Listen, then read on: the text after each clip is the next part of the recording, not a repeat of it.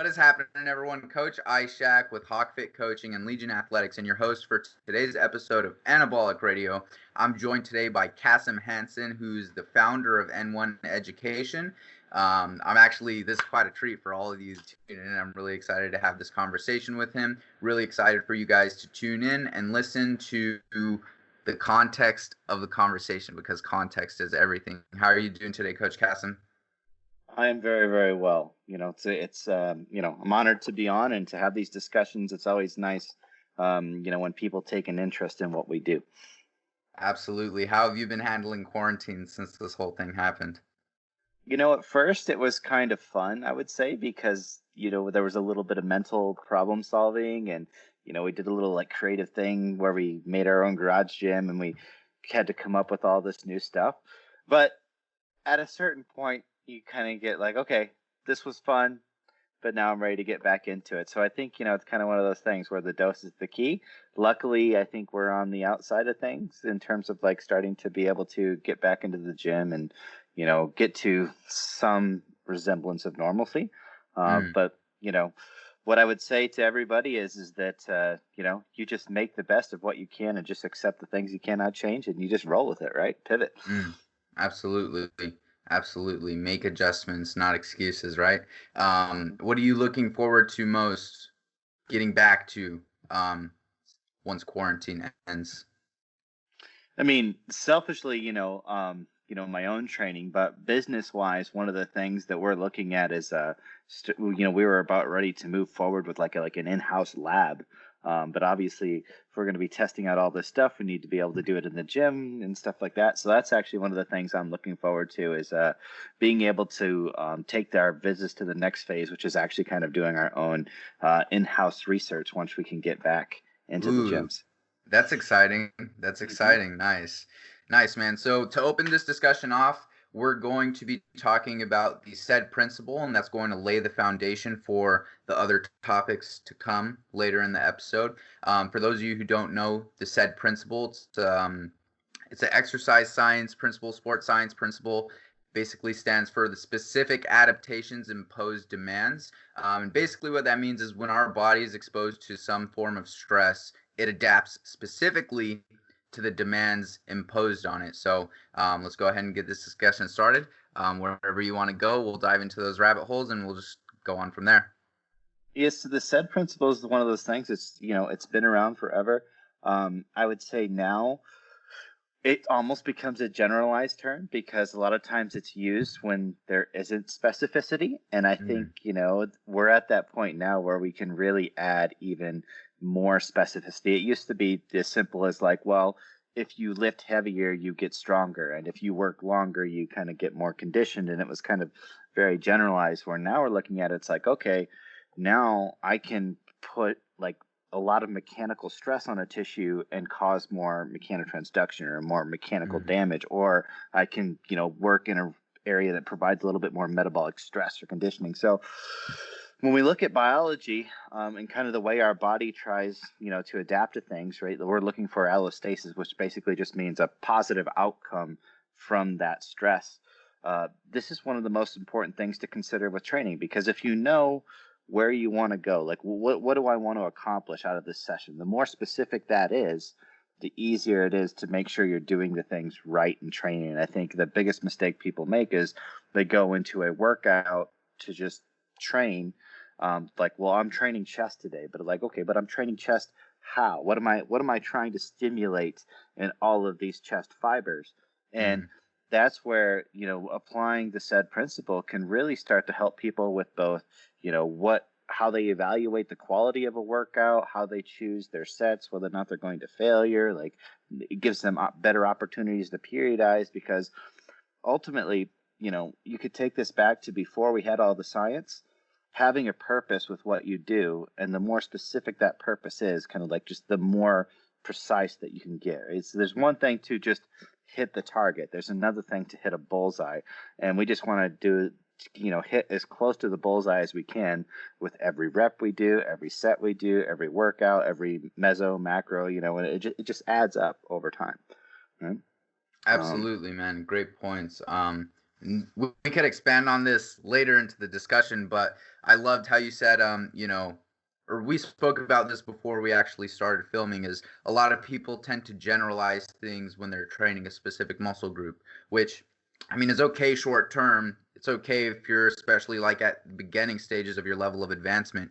But eventually, once you start to get a little bit more intermediate, once you start to get a little bit more advanced, you have to get more strategic with how you approach your training. You have to get more efficient and effective with how you approach your training, how you program your nutrition. And I know that, for example, like the chest could be subdivided into different divisions, right? You have your clavicular head, you have your sternal head, you have your sternocostal head, and really understanding the different subdivisions, will be able to approach our training in sort of like a methodical way, and be just ultimately more efficient long term with the results. So one thing that I really love about N1 is how you tend to, or you guys tend to define different stimuli, whether that be more of a neurological based training stimulus, more of a hypertrophy based training stimulus, more of a metabolic type training stimulus. When did you really come up with defining different stimuli, and just how you educate people in regards to better understanding that with N1? Yes, so I was doing a group training program that where basically I was taking anywhere between 20 and 30 individuals through like kind of a 6 month cycle where we were periodizing through different blocks. And we started to see trends in how people were responding to kind of certain, periods of training. And I came from a very systemized approach from Charles Poliquin, where it's like, okay, we're going to train this way and kind of train the whole body that way. And, that's kind of where my strength training background came into it. And once I kind of saw those patterns, and then we kind of overlapped that with what was going on mechanically with the exercise selection, and then physiologically with the tempo, the rest intervals, and all that stuff. Kind of see like, man, there seems to be these patterns emerging of we can train and bias the training variables in a certain direction, and people seem to respond a different way in terms of their recovery metrics, in terms of their body composition, in terms of what improves, whether it's strength or tolerance to volume, and what they're, because we're tracking everything on a week-to-week basis. Like everything that I could think to track, we were tracking sleep, digestion, photo, circumferences, body fat. Like if there was a way for us to feasibly track it, we tracked it. And a lot of that was just, for the coaching perspective. I wasn't expecting this to become this big, clump of usable data. But after doing that whole process for about 7 rounds and kind of manipulating it, fine tuning it a little bit more, we started to see that, like, man, we can really be more precise with, like kind of that said principle. So we can choose exercises and rep ranges and whatnot that really tax the nervous system, or we can completely avoid that and attack the metabolic systems more. And same thing for hypertrophy. And what this kind of came to me is like, man, in terms of periodization, when I look at the physiology and I look at kind of like how our body can adapt, like that whole said principle, it's specific.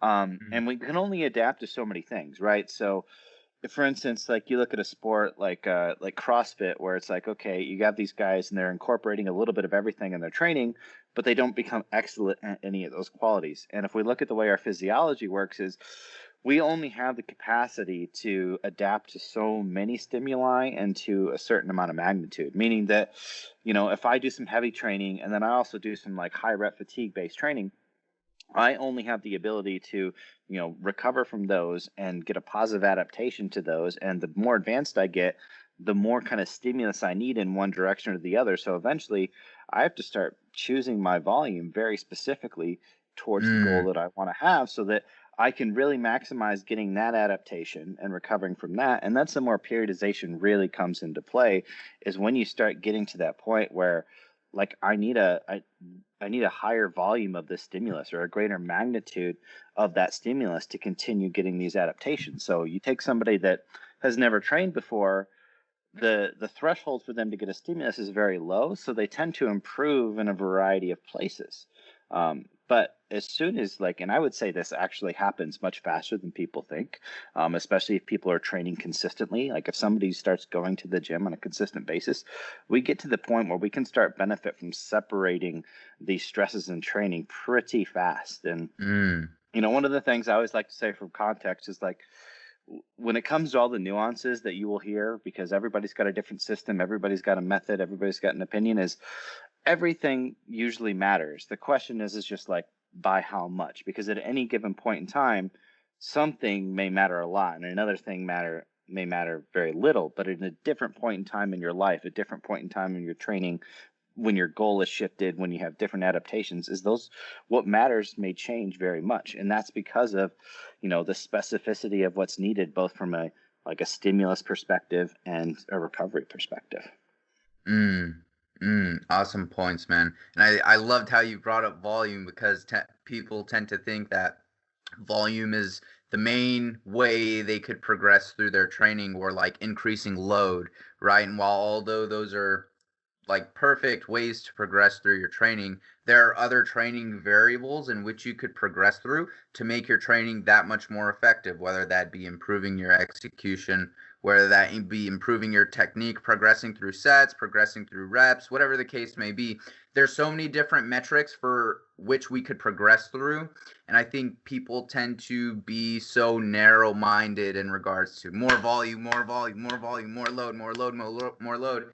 They get to the point where they're lifting a load they can't even fucking control throughout an entire range of motion, or they can't even maintain execution throughout that entire set. So great points, man. And diving off into another road for mechanisms for hypertrophy, that being mechanical tension, cell swelling, and metabolic stress, muscle damage. How can we as trainees better integrate that in our training to maximize things like muscle growth?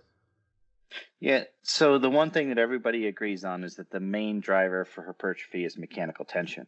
But I think, especially when you're getting a lot of your information either from podcasts, social media, it's very easy for us to generalize oh yeah, it's mechanical tension.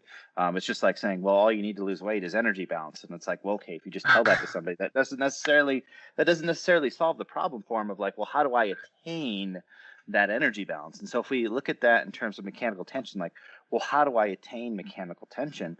I think one thing that gets lost is that when we're talking about mechanical tension for hypertrophy, it's actually the tension within the individual sarcomeres, which is not necessarily the same as the tendon to tendon tension of the whole muscle, right? Because if it was just the tendon to tendon tension that mattered, only heavy training would produce hypertrophy, right? Because that's when I actually have the most total muscle tension. It only occurs when I'm lifting heavy weights.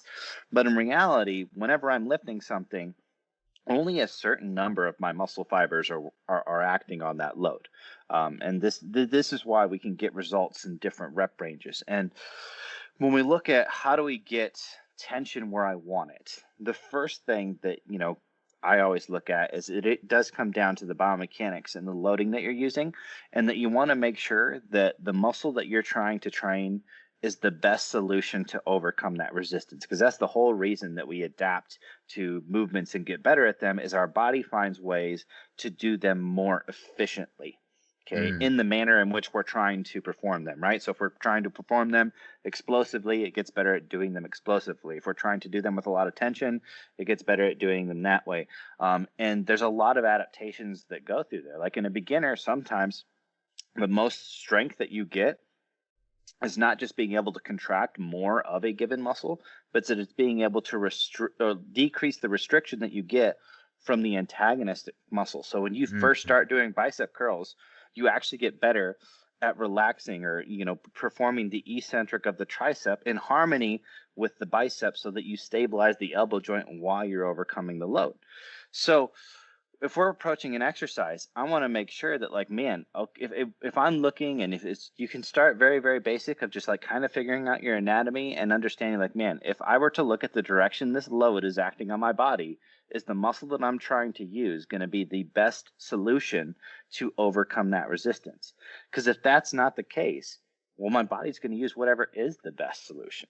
So if you're lined up incorrectly for a press and instead it's going to work your delts more or something like that, or it's not actually lined up very well with the division, it's going to be a very inefficient way of transferring that resistance that you're using into mechanical tension of the muscle. Okay. The next thing is, once we've got that right, like the exercise is actually loading the muscle that we want to, then I got to figure out, okay, how do I take this tendon to tendon tension that I'm using? What are the training variables that I need to invoke to be able to make sure that there's a high actual muscle fiber, like sarcomere based tension going on there? And that's where, we get into the whole like effective reps discussion of actually training to the point where there's significant tension on the muscle fibers, not just like, okay, how much is going end to end. So if you look at doing this heavy set, okay, that heavy set requires more muscle fibers to work it simultaneously. But if I take a higher rep set, but I take it to like the relative same degree of exertion or fatigue, what's happening is as certain muscle fibers fatigue, other ones have to come on. And so I'm essentially, working tissue. It's not equal, but I am, by both strategies of, putting in a lot of effort, getting to the point where I'm challenging a lot of muscle fibers within that muscle, as long as I'm putting in effort into the contractions and training to, closer to failure. That's where you can go back to the Arnold quote, where he's talking about, it's those last reps are the ones that really count. And if we look mechanistically of what's going on in terms of how we recruit fibers, it definitely seems to be the case. If it is those reps that are closer to failure that do have the highest stimulus towards mechanical tension. So that's what I would say would be number two. Like number one, actually make sure that the movement you're doing is targeting the muscle that you want. Number two, you have to put in effort into the contraction and, make sure that you're, training somewhat close to failure, getting into those effective reps per se. And if you want to throw a third one on top of there, right?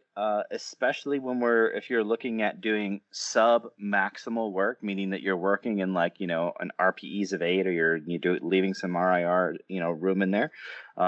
You have to make sure that the eccentric is a very important part.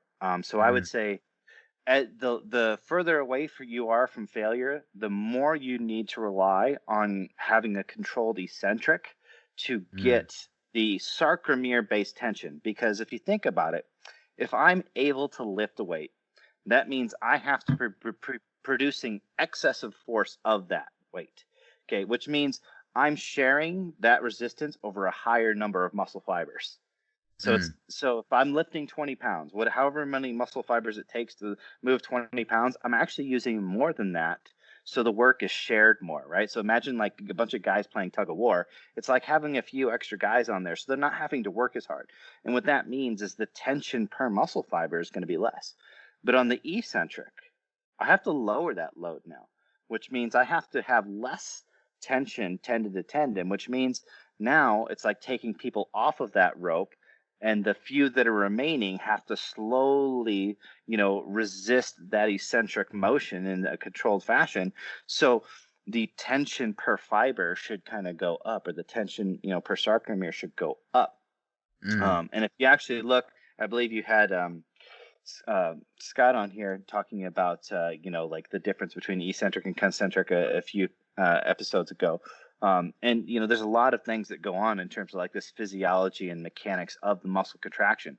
So if you're not getting into like closer to fatigue, where you have to like make certain muscle fibers work more because others are fatigued, then you're going to rely more on controlling that eccentric. So you could say that like that's kind of the 3-piece puzzle of like, how do I get tension within the actual sarcomeres, like actually where it matters to produce hypertrophy, biomechanics, actually, putting an effort and, training close to failure, and then making sure that you utilize the eccentric. And all of those things are important. And I would say the last two kind of have like a relationship where like I said, the less you go, or the less close you go to failure, the more important you better use that eccentric. And I think that's how the when you look at the people that are doing the higher volume but lower intensity approach, right, is that's the main mechanism of which they're still able to achieve hypertrophy, is Mm, controlling those eccentrics.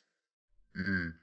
Great points, man. Lovely, lovely breakdown of it all. And the sun's disappeared. I'm not blind anymore, but loved how you said training to failure. I mean, makes a lot of sense. The closer we train to failure, the more motor units we're stimulating, the more muscle fibers we're recruiting to actually move that load.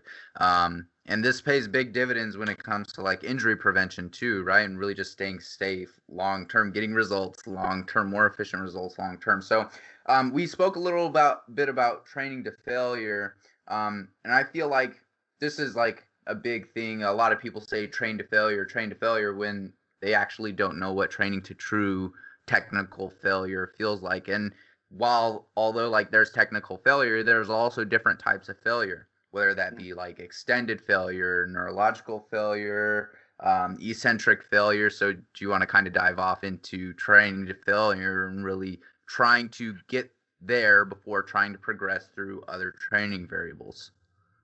Yeah, I think with everything that you do in training, failure, volume, etc., the more you qualify it, the better that tool becomes for you. It's like it's like having it's like having three tools in your toolbox that can kind of do everything okay, versus understanding like, actually no, like this tool, like say it's like I have a drill, and if any, maybe this is a bad analogy for nobody that's used a drill, but if you have a really nice drill, it's got a bunch of settings. You can adjust the speed, and you could make it like hand it, like all sorts of stuff that you can do. You could apply that to anything. So when we look at failure, we have to qualify like, well, what is failure, and what would failure look like going for this particular stimulus. And Mm, it's very exercise selection dependent, meaning like mm, say for like a squat or any compound movement, as any muscle that's in that chain starts to fatigue, my nervous system has the opportunity to start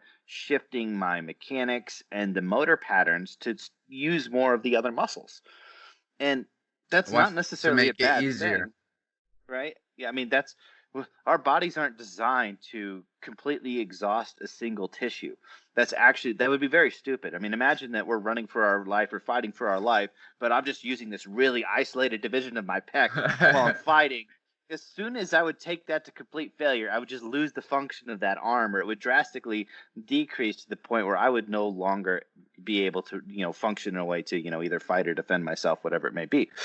So our body, is made to work through these compensatory patterns and these mechanisms that allow me to keep performing. So it never wants to take any single tissue to like complete failure. So obviously, if we're going for hypertrophy, we're trying to like put a like laser focused amount of stress on that tissue. All right. But that's not where our body wants to go. So hitting failure in something like a squat, there's going to be like these huge gradients of like, well, do I fail before I start to compensate? Or do I allow that compensation to happen? Understanding the mechanism of kind of what's happening, because you could look at somebody, say, starting to bring their knees back and hip hinge a little bit more in a squat, is almost like a drop set. Like they're technically just taking a little load off Mm, the quad. So whether or mm. not you say you can do that or not do that just really depends on what you want out of that squat. Like, okay, are they rounding at the back or just bending a little bit more at the hip here? Like, what is it, biomechanically bad, or are they just using their levers to better advantage and continue moving forward? So when we look at failure, we have to figure out like, well, what do I want? Do I need that muscle to complete exhaustion, and what tools do I have to get it there? What's that exercise look like? And there's a huge difference between failing in certain positions and resistance profiles. So if you take an exercise that is hard in the short position, so one that a lot of people maybe be able to relate to is like a wide cable fly. Like you're in the wide cable jungle and you're doing like a fly, across your chest. That exercise is most challenging, when your hands are together in front of you. And as you start to fatigue, what happens is you just can't get your hands close enough together, right? Or maybe you Mm, cheat and you bend your elbows. But what's happening is you're just not able to shorten the pecs as far. But you may have like 3 to 12 other partial reps in you. Okay. That doesn't happen on, say, like a dumbbell bench press, because what happens in that exercise where it's loaded in the lengthened position is as soon as you can't get it up out of the bottom, you're just done, right? It's Mm. nobody fails at just like the top quarter of those. So, you know, how we hit failure, what degree of failure, it all is going to depend on all these things. So what you should look at is how is getting closer to failure in this exercise contributing to the stimulus that I want, right? Is it giving me Mm. more metabolic stress? Is it giving more mechanical damage? How is this going to affect like the next exercises that I'm doing? Or, how That's does it work with big. the frequency that I'm working on? Because like we use failure as not just a acute training tool for that set, but we also look at it as is like, well, this actually affects volume. So if I take a set to complete failure, I look at that set as that's more volume than a set with a 2 RIR, right? So that's, I think, failure and volume really kind of go hand in hand, especially when we look at the research and how they're comparing them. So I just look at like, when I'm looking at volume, I'm looking at volume of stimulus. So the more stimulating a set, the more volume I count that as. So I may have somebody do a lot of sets that aren't close to failure. And that's the way that we're using. We're using controlled eccentrics, and that's kind of how we're getting there. And I may be doing that to maybe avoid some inflammation or who knows what. Mm. But I could also say, well, we're going to do fewer sets, but we're going to, we're going to hit failure on the last set or maybe the last two. And then it depends on how many exercises I have in there, right? So, because maybe I don't want to take my first exercise to complete failure because it's going to have too much of an impact on a second exercise, and then order. So this stuff can get really, really, really complicated if you want to get into all the nuances, but to kind of reel it back, simplify it, and add some application, what I would say is here's the most basic principles of failure to look at. Is one would just be technical failure, right? It's like understanding I'm going to stop before my movement patterns start to change, before I get into those compensatory mechanisms. And if you're learning a movement, that's probably the best place to stop. Okay. Mm. If it's a movement you have mastered, right, and like your mind muscle connection is good and you are able to keep working that target tissue even as you start to compensate more, you can look at this as like, oh, this is just extending the set. It's the equivalent of me, doing a drop set or whatever. It's like, but on this one, I'm just going to do a few more of those reps they're still biomechanically safe. I'm just happen to be using other tissues in there, right? And a lot of times we're not even aware of this. Like when we look at elbow flexors, you have all of these elbow flexors in there. It's not just biceps, which, so if you're doing bicep curls, they're not bicep curls, they're elbow flexion curls. And your body is going to use brachialis and brachioradialis to varying degrees, depending on the resistance profile and fatigue and stuff. And the movement from the outside is never even going to change. Like Mm. you're like maybe your sensation will change a little bit, but it's not like your elbow can move in a different direction. It's just flexes, right? It just Mm. opens and closes. Um, so that's probably a good place to start practicing, like really kind of pushing to failure, is on those single joint exercises where biomechanically nothing is really likely to change. Mm. And probably in exercises where when you hit failure, you have the capacity to do partial reps. And those are going to be exercises that are biased to loading the short portion. And that doesn't mean that the muscle has to be fully shortened. That just means in the exercise, it is hardest in your shortest position, right? So, if you're doing a cable row, it's hardest in when you're fully contracted, or I shouldn't say contracted, but fully what's the Shorten. best shoulder extension. This is where I'm like, how do I say this and not semantically be incorrect but also simple as much as possible, right? So when your elbows are close to behind your back, that's the hardest portion of the movement, right? So that's the shortened position. And as you fatigue, you can still do reps that just don't go all the way back, right? But essentially the movement itself, like even though it's less of a movement, it's the same movement. It's just a smaller Mm. portion of it, right? So those are probably good places to start, pushing your limits of like, okay, now I can actually try and like go to like deeper into failure, and I can do it safely without changing, the Mm. mechanics. Mm. Um, and I would say when we look at most of the advanced, like, training methods where we look at like drop sets, strip sets, pre-exhaust, post-exhaust, all of these things are designed to just help manipulate that mechanical tension equation, in one Mm, direction or another. So when you start to look at it like, okay, I'm just trying to get tension and stimulus in this tissue, then you can start to look at some of those advanced things and be like, are these helping solve that problem, in some way, shape, or form? Are they allowing me to get, more effective reps? Or are they allowing me to maybe turn a compound exercise into a more biased exercise towards the mm. tissue that I want? So if, you have trouble getting uh, quads in a squat, right? Would it be beneficial to superset them with a leg extension or something like that if you didn't have a hack squat or heel elevations or Mm. something to make that more beneficial? So you can look at all of these tools as like, man, I'm just trying to put all these things in that equation that's going to say, like, does this help me get more mechanical tension in that muscle? Mm. Great points, man. I love thinking about people probably think I'm crazy, but like I love thinking about how many different like variables influence each other and like how I could solve a certain problem.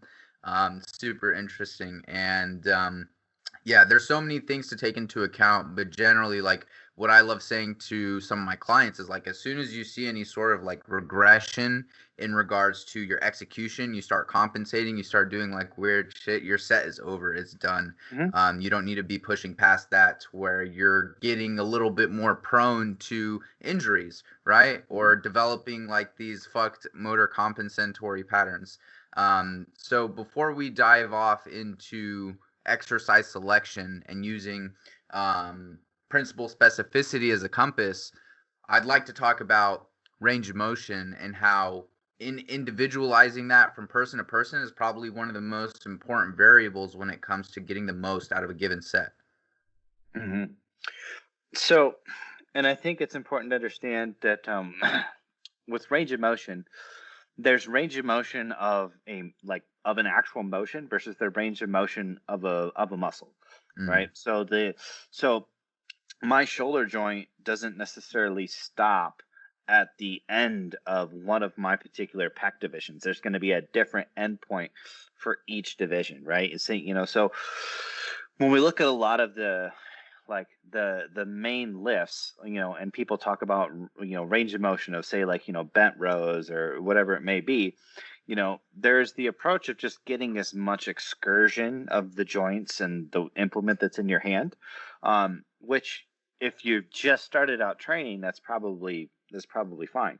But as you start to take a more targeted approach, you have to look at the range of motion that is specific to that tissue, right? So, like, a lat is a really good example. So, most people, the most undertrained portion of their lat is that outermost lower portion, the one that like mm, goes down and attaches to the hip bone, right? The iliac lat.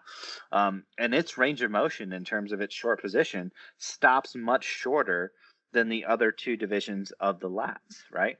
And mm, its stretch position is in a vertical, like a pull down type motion. But if I'm reaching up vertical, right, I may not be putting a lot of tension on my upper lats, right? And so when we look at range of motion, it ends up, it comes down to that specificity principle of like, okay, I need to look at where is this tissue on my body and how could I move to put a stretch on that and how would I move to shorten it? And everybody's structure is a little bit different. And so I think, one of the best things that you can do before going into any motion is actually just try and move through the range that would be specific to that, right? So we will have people, quote unquote, test their active range of motion of something before they go into an exercise. Because if they know the starting point and the ending point, then that makes it really easy to figure out, okay, where do I need my seat set up? What do I need my chest angle to be? Because a lot of times the when we're using machines or any sort of resistance that can like pull our posture up or down, is we will let that pull us into a position that now is not as specific to that tissue. So for instance, most people, if they're trying to work their lats, their arms aren't straight overhead when their lats are stretched. They're kind of out in front of them still. So that mm, means if they just sit straight up and down, or the pulley is directly over their head in a pull down, that the likelihood is that as they fatigue, they're going to let that weight pull them past the active range for those lats. And then you actually start using some of your pecs and stuff to start initiating that movement. And so all of a sudden, we've lost the specificity of that exercise. So when we're looking at individualizing range of motion, you have to look at, how something fits on you. And this is where having a good understanding of anatomy helps. Having a partner or a trainer really, really, really helps, because, you can't necessarily see all the stuff on your back. So if you can't see that, then you have to kind of understand from a function perspective, what do I need to do to kind of find that end range? And then hopefully I can get a good proprioception of that. But sometimes our feelings can be misleading because we can get a sensation in a muscle when we are out of position that can make us think like, oh, that's a really good spot for that muscle. And really it's like, no, that muscle's just freaking out because the joint is, the joint's under a little bit of stress. So when we look at range of motion in terms of individualizing it, you have to look at your individual structure, right? And kind of figure that out. And then active range is going to be what you can carry yourself through under your own control. The other thing to consider is that, especially with compound movements, is that as we add load on our body, our strength and our strength balance around those joints starts to influence the range of motion we have. So for instance, like what somebody's squat looks like when they're doing, 100 pounds might look very different than when they're doing 300 pounds, right? Because they have to shift their technique towards that strength. So they may be able to get full knee flexion in one and not in the other, or, vice versa. And same thing for pretty much any motion. And so when we're looking at those, you'll see the biggest change in exercises where, where we have a very long lever. So like a fly, for instance, where the length of the weight is your whole arm, you're more likely to see a reduction in range of motion as you go up and load in that than you are a press or something where it's a little bit closer to you and you have the compensatory, mechanisms of the triceps and stuff to help a little bit more. So the areas to be more careful when you're kind of like saying, well, I should be able to move this far, are going to be those things where we're really getting a stretch on a tissue with a big long lever. Great points, man. Great points. A lot to take away from that. But so really, like, before we dive off into some more rabbit holes, really developing your understanding of anatomy is something that will make a significant difference when it comes to your training. You don't have to be an expert and recite all your muscles and the subdivisions and their functions, but really just having a base understanding, like going to look at an anatomy chart for most people, that will make a big difference in really understanding what movements you could train that'll help you in troubleshooting structural imbalances. That'll help you understand the importance of proper execution and technique and how that's different from individual to individual. And really principle specificity applies. So what's your goal? Having the proper intent going into an exercise is something that's definitely underrated. Just like with any goal in life, you have a goal, you have to really write it down. You have to break it off into little steps, both short term, long term, be realistic with that. So when it comes to understanding biomechanics and really becoming efficient with exercise selection, what are some take-home tips you have for the audience? Well, if you want to learn anatomy, the best way to learn it is visually. And when I say visually, I don't just mean looking at a coloring book, because the problem with most anatomy texts, whether it's for sixth graders or whether it's for PhDs, is that the majority of them, you're just looking at somebody in a static anatomical position. And so when there's a list of functions in that book, they're a list of possible forces that thing applies, like trying to put into words what, pulling from origin to insertion is. But if you apply any of those functions in isolation, it's usually a dysfunctional movement, right? So if you say, well, the pec is an internal rotator, so you try and internally rotate your arm while you're doing, flies or presses, you're just going to screw up that motion and make it worse. So get in the mindset that muscles just pull between 2 points. That's all they do, right? So if you visualize these things almost just like rubber bands or whatever you want that are just pulling between 2 points. Levers and joints. Yeah. So if you can look at, a textbook or, whatever it may be and figure out where do these things attach, but then also take that into well, but if I put my arms overhead, now which direction is that pulling? Instead of just looking at the anatomy chart and saying, well, oh, okay, this does this. but that's only from that one position, which is basically like the standing bicep curl position. But that's not the position you're in when you're doing a row, or when you're doing a squat, or when you're doing a pull down. So once you know attachment points and you just kind of understand, like, it's just going to pull these two things together. The white belt version of this is like just saying, okay, well, now if I'm in this specific body position, what would that pull look like? How would it move my arm, or how would it move my leg? How can I position myself to stretch that more? And look at it, try and visualize it, because we're 3D things, right? We're not 2D things. Like, we have rib cages and stuff like that like the lats wrap around. So you don't have to be a physiology or kinesiology expert to be able to do that. And this is where just watching actual training footage, but watching it for like just to see what's going on. Like, you see a lean person going through a motion, it's like, wow, look at the lat, see the direction it's moving. Like, that's cool. Like, that's, to me, that is going to help people more than getting a PhD in kinesiology and doing a bunch of dissection labs. Not that stuff isn't cool and valuable, but man, like, you're going to use this stuff in the gym, so learn it in as close to that context as possible. And that's the way we teach it, right? I mean, I don't care if you can name like all of the attachment points. I don't care if you can name any of them. I mean, technically, I don't even care if you could name the muscles, as long as you know, like, I want to train that thing. Like, cool. As long as you know what that thing does, how it moves, that's all that matters, right? Just move in that direction with resistance. Cool. You're going to grow it, right? It doesn't care if you know its name, right? It doesn't care if you know its attachment points. So you don't have to memorize all the words. You have to be able to visualize the motions and then apply those motions. Great points, man. Great points.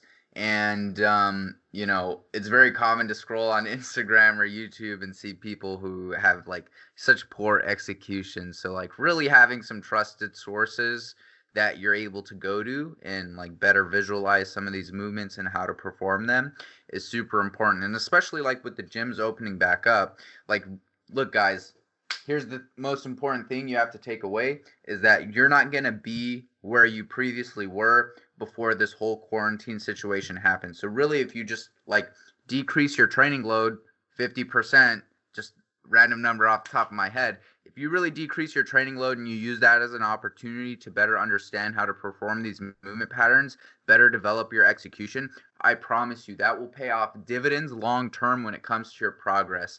So great points, man. And it's very common for people to spend their whole life in the gym and not realize that the amount of force they exert throughout an entire range of motion differs just because the difference in external moment arm lengths. And we could get into a discussion about how, different exercises load different portions of a given muscle, whether that be more challenging in the shortened range or more challenging in the mid range or more challenging in the lengthened range.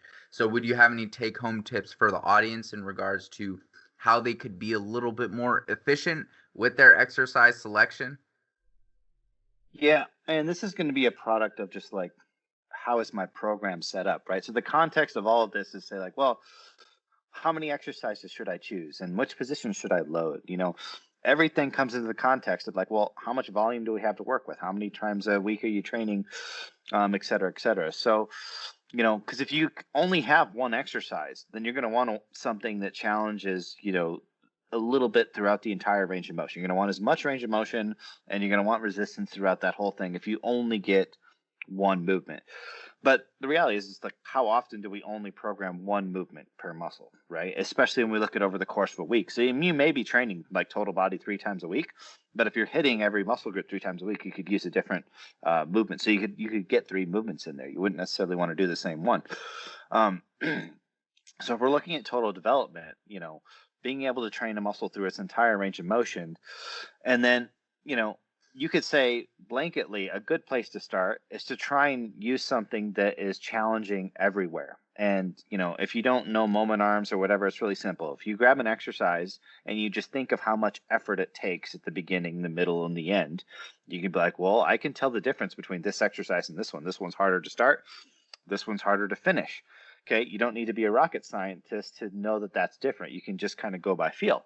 You obviously can get a lot more precise when you can look at a machine and know how it works and you understand the joint mechanics and whatnot. So you can take it to that level, but you can immediately apply the very core principles of this, of just understanding like this thing goes from hard to easy, this thing goes from easy to hard. This thing's about the same the entire way through. I mean, that's basically the three. You're going to get some version of those three things in pretty much every movement, every machine that you're doing, right? So, if you look at a barbell, bench press, it tends to go from hard to easy, right? So it's hard at the bottom, easy at the top. Okay. You use that cable fly that we talked about. It goes from easy when you're wide, harder when you're short, right? And you just apply that to every other thing. It's like, man, okay, I'm trying to find things that complement each other. So if I have a particular movement that either doesn't take me to a certain degree of range of motion or it doesn't challenge me at a certain position, I should probably, when I'm choosing my other exercises, find something that complements it, that kind of fills that gap. Now, where you put volume of that is going to be very different. So for instance, if I was focusing on hypertrophy, and I wanted more mechanical tension, I might choose more exercises that were either challenging the whole time or actually more challenging towards the bottom position. So like for quads, I might choose a hack squat, because that's going to be challenging at the bottom. But if I was, focusing on like, well, actually I'm just focusing on body comp and I'm just trying to expend a lot of energy and I want to keep my training very frequently, not be really sore, then I might have a higher volume of exercises that are the opposite of that are actually challenging in the short position, where, because when we work them, it's more metabolic and we're going to get less mechanical trauma and we're going to get less inflammation of the nervous system, which is a big impact in terms of DOMs, and in our performance, right? So it's kind of funny because when we train certain positions, like if you immediately in a workout, when you train like a short position exercise, people get a burn in that muscle. So it's acutely more painful. When we train stuff that's got a stretch, the pain almost starts to go away because the nervous system kind of like, it just kind of starts protecting us from that sensation. But then we get hit with the DOMs like, a couple days later, and that's because the inflammatory process that goes through around the nervous system. And so if we want to be able to train this muscle very frequently, like I want to be able to hit it again in 48 hours, I probably want to avoid an exercise that's going to give me that kind of like soreness inhibition, 2 days later when I would be going in to train it. So you can start, trying to get a little bit of everything to have a complete training session. But then as you start to want to periodize these things a little bit more, you can say, hey, how much volume of work do I want to shift towards the like more mechanically, stressful position versus the more metabolically stressful position? And now I can start to be more precise with my periodization and, or like what's important for my goal. Because if somebody's coming in and, there's like, hey, my main goal is to lose body fat right now.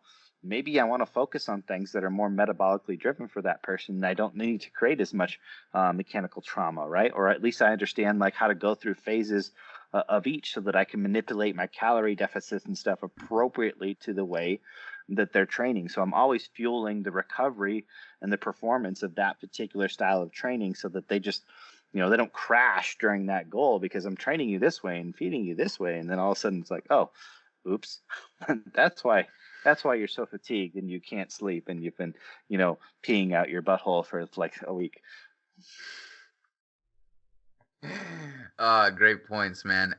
There's so many things that are just firing off in my head that I'd love to talk about with you. It sucks that we have to narrow it down to a few for this episode at least, but I'm sure a lot of people will take a lot of value away from it. So I guess this could kind of break off into tempo and how really, focusing on different portions of a range of motion, we can induce different changes in the training stimuli, whether that be more of a metabolic focused training stimulus where we're focusing on holding that shortened range, or more of a mechanically damaging training stimulus where we're focusing on that lengthened range, we're focusing on slower eccentrics.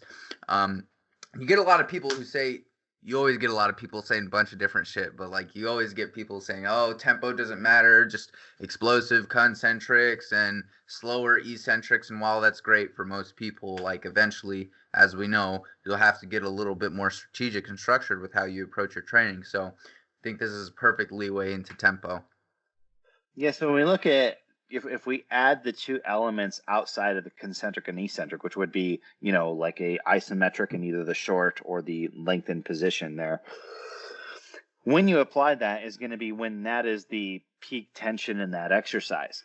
So for instance, a squat, you would pause at the bottom, not the top, right? Because you're not really doing anything at the top, right? Yeah. So when we look at tempo, it's a way for us to increase time under significant tension of that exercise, because time under tension, like if you just look at it, it's just like, well, okay, how much time did I spend going through these repetitions? But the amount of tension in that muscle may not be the same, throughout that whole exercise. So if we take a squat and we say it's a 3-0-1-0 tempo, so 3 seconds on the way down, 1 second on the way up, right? So we could say that, okay, of that, maybe I'm spending, of those 4 seconds, I'm spending maybe one of those seconds in the bottom quarter of that range where there's a significant amount of tension on my quads, and I'm spending 3 seconds where there's significantly less tension in the muscle because I'm just standing up straighter. The weight is not impacting, my joints and my muscles as much.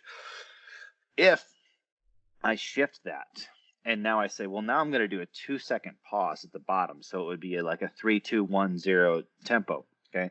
Now what I'm doing is I'm spending, 50% of my time under tension in the area where the tension is the highest, right? So one of those reps is way more tension than the other one, not just because of the time increase, but because you're spending more time where it increases. In fact, one of those reps might be more significant than 2 of the other reps, because it's like, well, okay, if I'm only spending like 1 second where there's a lot of tension and I do 2 reps at 3-0-1-0, and then the other one, it's like, well, I did like a 3-2-1-0. That's 3 seconds where the exercise is hardest. So technically I spent 3 seconds where there was the greatest amount of tension. That's really all it is. It's like, well, I had 3 seconds of a lot of tension in my quads versus 2 seconds of, a lot of tension on my quads, right? And the other thing is, like, when we look at like the stretch position, we also have that passive tension that we can, use if we go through something dynamically. Like, we build up tension in the fascia and all the passive tissues to kind of have that elastic energy. And the more elastic energy, the less actual muscle contractile work I need to do in that position. From an athletic perspective, that's awesome to have. From a hypertrophy perspective, it's an obstacle in terms of us getting that, mechanical tension in the tissue and really capitalizing on that, right? It's kind of, you always have to remember that hypertrophy and like athletic performance are always the opposite, right? Because athletic performance is always trying to get like the most force output and movement out of the least amount of work. And hypertrophy, we're always trying to figure out, how can I make this muscle, work the hardest with the least amount of stress on the rest of my body? They're very inverse, right? If I'm doing an athletic movement, I'm going to use every muscle, and, I'm going to use the fascia and like the top of my skull to push off of my left foot. And that's good. It's going to help me perform, but it's not going to help me grow anything, right? Like, it's there to conserve energy and to reduce the mechanical tension and reduce the mechanical trauma, et cetera. So all of those things that are like, that help me like perform that extra rep, like the temptations to want to bounce out of the bottom of the hole. It's like, sure, you might get an extra rep, but did you get any more stimulus from that rep, right? And that mindset will just, that goes into everything in terms of how much range, degree of failure, volume, or whatever. It's like, as long as whatever variables that you're using are directing towards the stimulus, that's what we want, right? And if we take this to the opposite end of the equation of like getting to the short position, well, if I'm doing a dumbbell lateral raise, right, and I'm just hanging out at the bottom, well, that's not really doing anything. But if up at the top where I'm having to like hold that weight like really far away from my body, that's where it's really hard. So if I was going to increase the actual time under significant tension of that exercise, I would add that isometric towards the top. And so tempo is really just a way to increase the amount of time we are spending where an exercise is providing the most mechanical tension or metabolic demand, so that we amplify the stimulus of that individual rep without having to go through as many stress shortening cycles. And it could be a really good way to help with technique too, because if people have a tendency to want to bounce or lose form or something in a particular movement, them knowing that they're going to pause and have to sit there is going to change both the way they sit into the movement and then it's also going to change the way they can come out of the movement, right? So it's a Mm. lot of times from a motor patterning perspective or learning a movement, like pauses can be really beneficial because we're then educating the motor recruitment aspect of that rather than educating like the athletic performance of that movement where we would try and use a lot of passive tissues. What do we want people to get better at? Well, if you want them to get better at performance, then train it athletically. If you want to get them better at taxing their muscle tissues, then you might take the other approach. Principal specificity applies. And Yes. I had some things firing off in my head when you talked about lateral raises. You always get people doing some dumb shit to try and make exercises more challenging or whatever the case may be. And I was looking at some literature the other day. They like literally fucking took a scapula and the humerus out of a cadaver and they put it on a dolly that like turns. Weird stuff. Anyways, really understanding scapular humeral rhythm is super important when it comes to understanding the synchronistic fashion in which it moves throughout an entire range of motion. So how would you explain the dumb shit people do and how we could better manage that when it comes to just resistance training, whether that be like lateral raises or I don't know. That's the main one that I usually come by that people say, oh, depress your scapula, when it's like it's actually inhibiting it from doing its actual job. Mm-hmm. So what you need to understand is that the scapula's job, like not the scapula, the bone, but basically all of the muscles around the scapula and that move that bone, their goal is to help the shoulder stay in a place of optimal biomechanics and leverage to be able to go into whatever position it needs to and act on that load. So anytime we don't allow that to move and then we start moving the humerus like in isolation of that, we're disrupting the biomechanics and the stability of that shoulder, which is just going to lead to less output. But the thing that confuses a lot of people is when we kind of like restrict a joint, we get this thing, it's called a co-contraction, where basically what I'm going to do is I'm going to contract on both sides. So it's the same thing if you just tried to flex your arm like without moving it, like you're just flexing on both sides. Like you can really feel that, right? Because you're just kind of contracting against yourself. So if I try and like lock my scapula down, don't ever do that. But if you were to do it, right, you will get a lot of sensation because essentially you're just contracting on both sides. You just kind of hold something and then you start moving. And now I'm in an unstable position. And so I have to like, woo, well, now I have to really manage this joint. And if you think about it, the more you have to micromanage a position, the more conscious you have to be of that, right? So think of it like writing your name. I mean, you just write your name, okay? Now, imagine that you had to like copy somebody else's signature. So you had to write in a way that is unfamiliar to you, right? It's a much, you have to like slow it down. It's a much more kind of like thought out process. So same thing. If all of a sudden I take away my natural ability to stabilize, and now I'm going to do like this foreign movement pattern in my shoulder that it's not supposed to do, I'm going to get a heightened sensation because this is like writing in somebody else's handwriting. Like this is not the way the joint is supposed to move.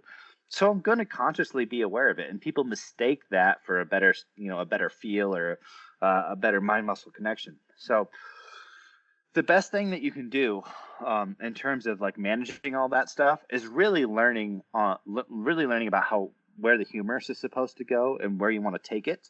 Because if you take if I'm doing a fly motion and I start pulling my arm across my body, there's no way that happens if the scapula doesn't come with it, right? And so the way to train the scapular muscles is we have to train what we're doing with the arm, because basically it's like the scapula is kind of like the middle guy, right? And essentially the only way to load the muscles that attach from the scapula to the humerus, and that's your delts and your all of your external rotators, your teres, etc.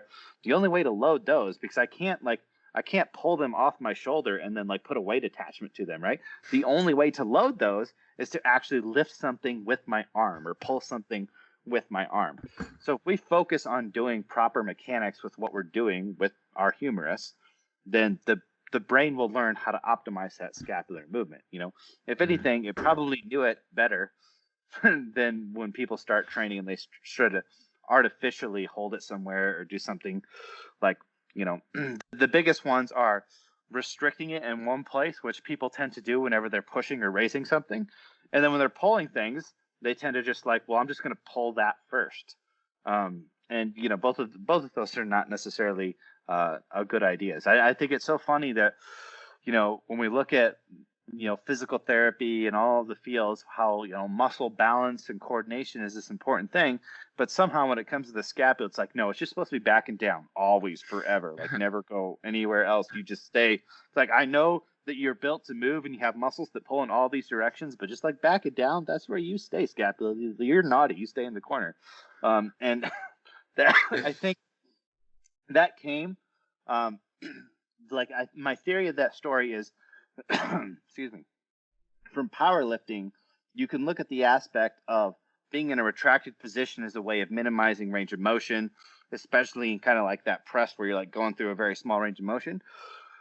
And that somehow got into the NSCA, which then got into physical therapy. And it's just one of those things that's been passed on without anybody, really second guessing it. But another simple way to think about this is, if you need an analogy, right, is, if you were to stand, you just look at yourself standing, right? Your feet have to be underneath you. They are there to support wherever you go. Okay, so you can't like step out and say like, well, if I wanted my glutes to work better, my feet would be more out in front of me. But like, you would just fall, right, if your feet weren't underneath you, but they were out in front of you. And essentially all your scapula is doing is it's keeping your feet under you, but for your shoulder. Right. So that's essentially what it's doing. So wherever your shoulder needs to go and wherever it needs to apply load, it's keeping your feet underneath you. Like if you were to go and like try and push into something, your feet would go by you to support your ability to push into that. And your scapula does the same thing when you go to be able to press something and you go to pull something, right? Because you can go into a position and then not even move your arm, but just start like pushing on your arm in one direction or another. And your scapula will move to be able to give you the best mechanics to to oppose that resistance, to use the tissues that need to tighten to overcome that resistance, whether it's pecs, lats, delts, etc. So essentially, your scapular movement should be unconscious, and it will be unconscious, and it will get better if you just focus on what you're doing with your arm. And kind of the same thing actually applies to the pelvis. It doesn't get talked about near as much, and I think that's just because I've ranted so much about the scapula, but the pelvis is essentially our lower body scapula, and it's kind of the same thing with that. When we're talking about lunges and split squats and stuff like that, of like, sometimes we just need to let that thing like orientate in the way that provides us the best mechanics. Yeah, great points, man. Great points. I mean, you can't blame people for not really understanding the pelvis when they generalize hip flexors as just the rec fem when there's fucking multiple hip flexors, or they're doing these weird ass banded variations when it comes to like hip thrusts or frog pumps, or it's probably not the most effective way to approach training your glutes. But I mean, you'll have people who are on Instagram telling you otherwise.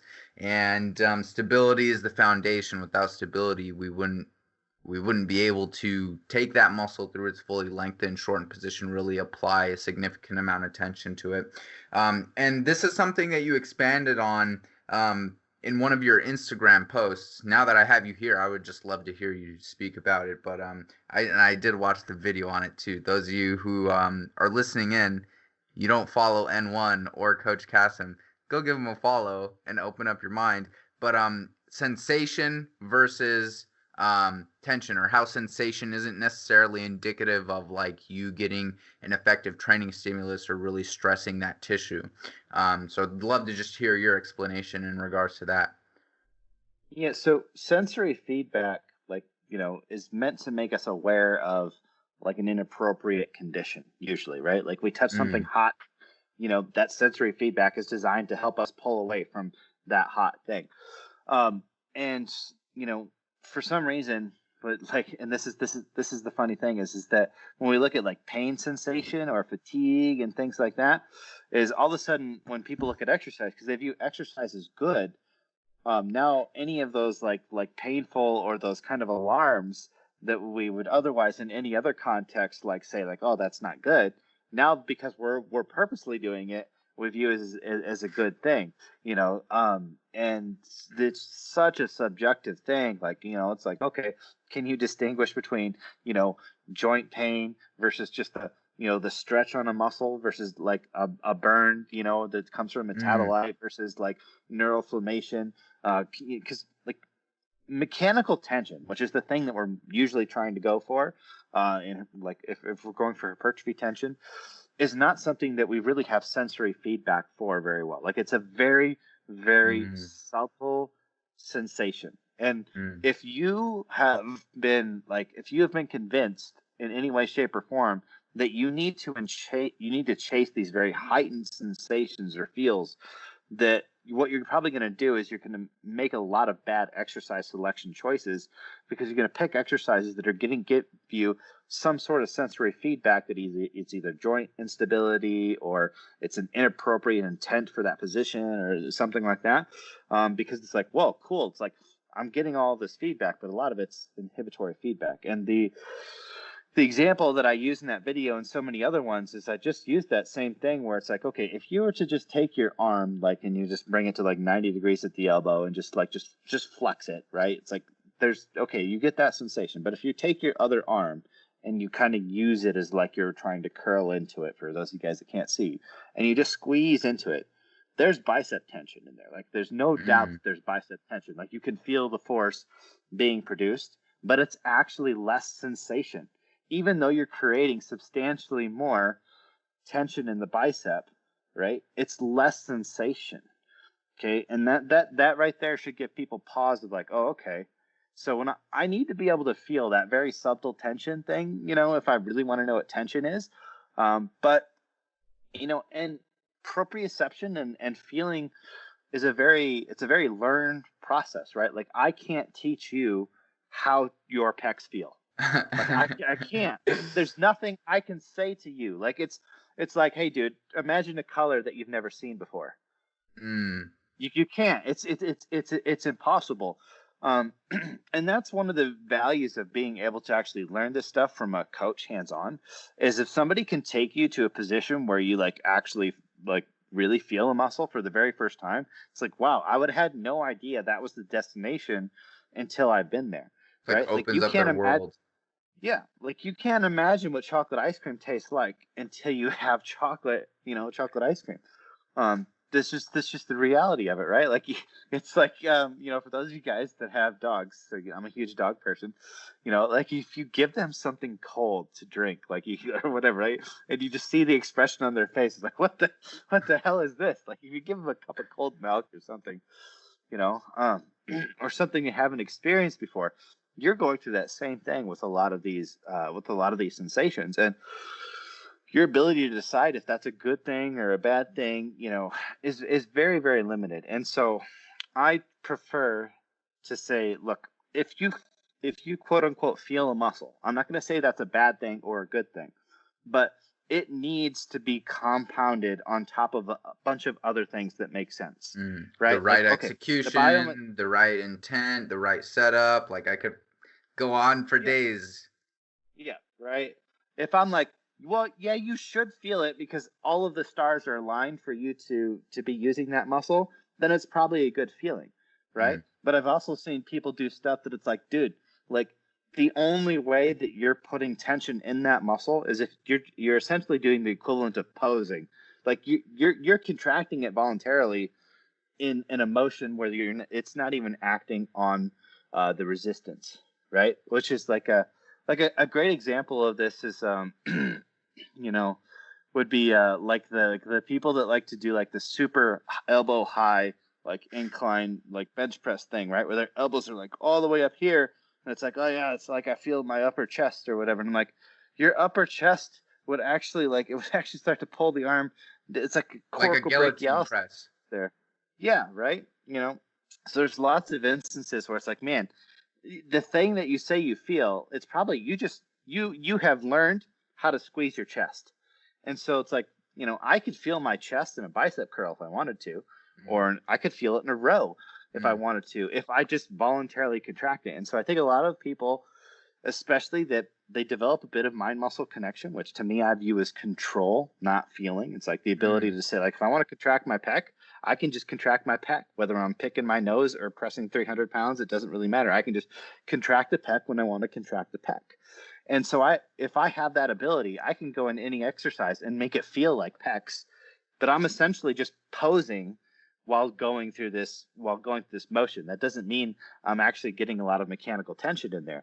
Now, the thing that happens is if I just sit there and I pose that muscle and I do a bunch of those reps, it's no different than if I were just to sit here in front of you and just do crabs this whole podcast. I would have a burn in my pecs, and I'd be like, oh yeah, that was good exercise. I got to pump and I got to burn because I've mm, just expended a lot of energy sitting there posing that.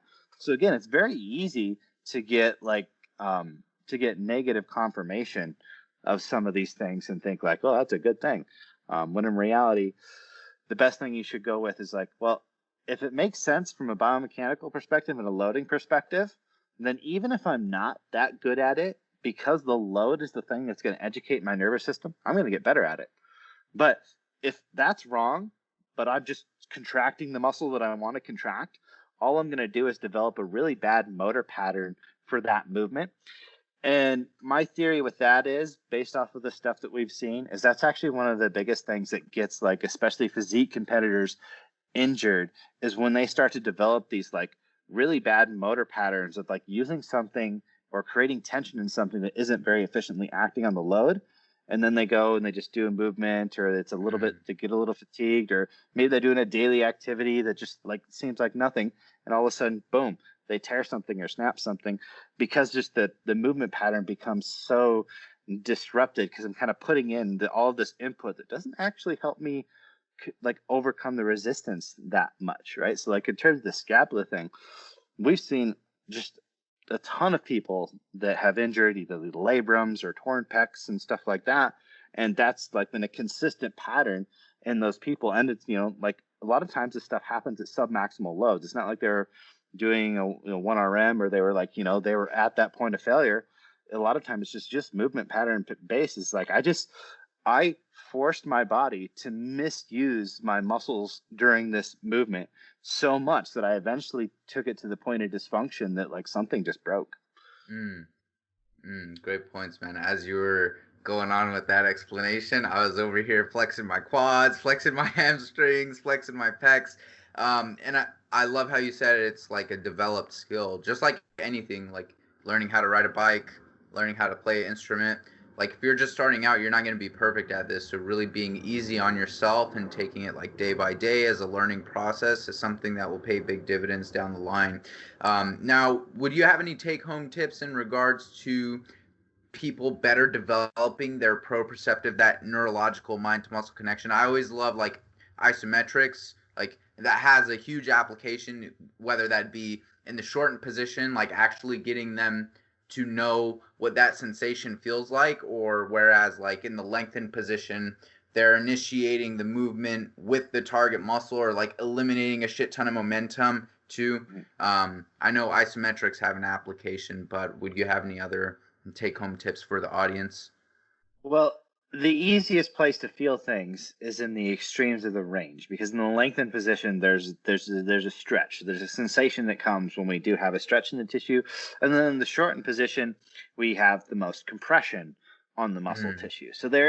So in terms of there being a sensory feedback, those two extremes provide us with a bit of awareness of that tissue, where in the mid range, it's harder to feel. But the problem is that that feeling in the shortened position only happens there, right? mm, Like you never get that feeling of squeezing the bicep up here back here. Like it just never right. it never happened, right? And same thing, you never get the stretch feeling anywhere but the stretch. So it's not necessarily that it's not useful being aware of those two things. And I actually think those are some of the best places to give somebody a cue, whether that be an external cue or intent based cue, because they're more proprioceptive aware of the tissue, but that doesn't mean that they're aware of how much tension is in it. Because Mm, if I stretch my bicep with no load by just kind of pushing my arm back here, that stretch is not that much different sensation versus if I had a ton of load back here, other than the fact that maybe I would let that arm stretch a little bit further or something like that. Mm. Same thing for like short position, like under no load. If you just get here and you squeeze, you feel that, but it's not like if I add 10 pounds, I feel it twice as much. It's like as you start adding resistance, you notice that the sensation does not increase proportionately to the amount of tension you're getting in there. So the sensation is largely from the position rather than the actual muscle tension. So if you wanted somebody to feel tension, like, and actually know what tension felt like, they would actually have to learn how to feel that outside of those extremes. And that's where that, like, being in a good biomechanical position and having a very precise resistance is the best place to feel it. So the equivalent of what we were doing of just like, well, if I just take my elbow in the mid range and I just contract against a load that I know has to make that work, that would work. So if I wanted to see, like, well, what does sternal pec tension feel like? I wouldn't take somebody to their arm way across their body, but what I would try and do is move the arm in a way and then apply resistance where the sternal pec was definitely going to be the thing that was most efficient for that, and start educating, like, okay, that's what that feels like. Now, the question you can ask is like, well, if I've set them up properly and I've cued them properly and they're moving properly, how important is it for them to know that? Especially since it is such a subtle sensation. I mean, I don't know. Because the thing is that if you're doing things properly, this is just one of those things that you're probably just going to learn through the process of just doing, thousands of reps, right? Versus like, hey, you just started training. I need you to really, really learn what this feels like. And it's like, no, maybe you should learn how to not drop the dumbbell on your face when you're doing a dumbbell press. And the feelings will come along. Like, the more good reps you do, and the more I reinforce that those were good reps, like, good job, that was a good one, whatever, the more people will start to learn, kind of like, oh, the way that moved and the way that felt, that was good. The way this one felt, the way that moved, that was bad, right? So I think that's one of those things where we don't have to worry about saying, hey, you're coming in, like, the whole first thing that we're going to do is like get your mind muscle connection to level 1000.